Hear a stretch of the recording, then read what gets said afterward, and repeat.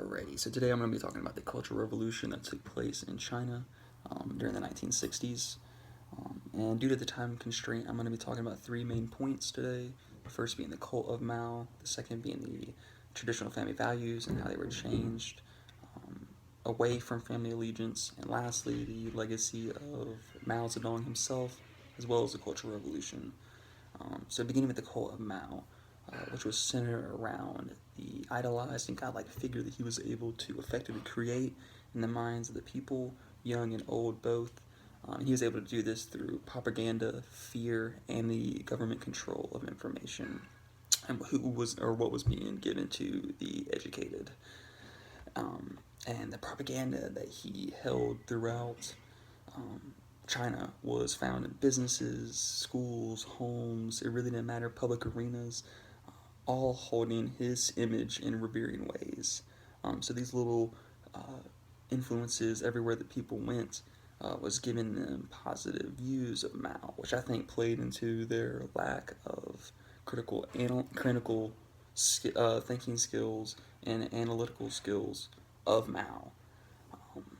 They didn't question his motives, but he did embed in their minds the urge to question traditional values and not his own, which is incredibly impressive on his part. But the cult overall seems to be this image that he created and the inability of the people to question his motives and actions and what he was doing in the country through the revolution.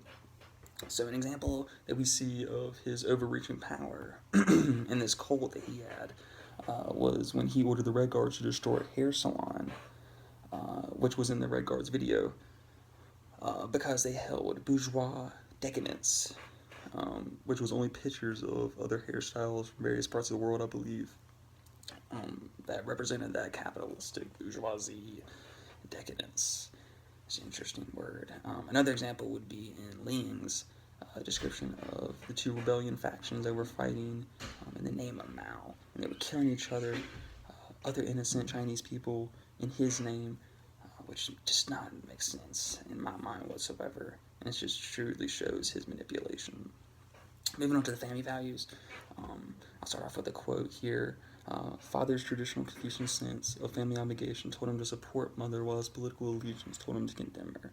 In the end, his commitment to the party won out, and he denounced her.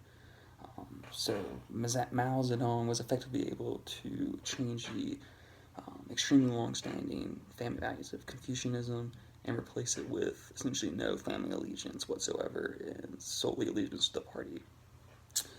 So these people were the Chinese people would turn in their family members, spouses, grandparents, kids, it didn't matter, solely to protect their image. And how he was able to do that and transform that thought that had lasted for thousands of years in China is incredible. And he was able to do that through his manipulation of information, his fear, through military force, and his propaganda. Let's see here. But the most profound part is his transformation in a collectivist society away from the family. In individualist society, I could believe it, but in a strongly collectivist society like China, it really, really impresses me in a bad way. But the legacy of Mao Zedong and the Cultural Revolution still live on. The Cultural Revolution seems to be something that the country doesn't want to talk about. It seems to be something like slavery in the United States or Native Americans. And it's just not a proud moment. It's left out of the history books like the Native Americans are, in a large sense here. But he is still Mao is still very respected throughout the country. His ideals are still held central to the Communist Party. His image is on the money. He's all over China. His body is preserved in China still, looking out over the Tiananmen Square, I believe is how you pronounce it.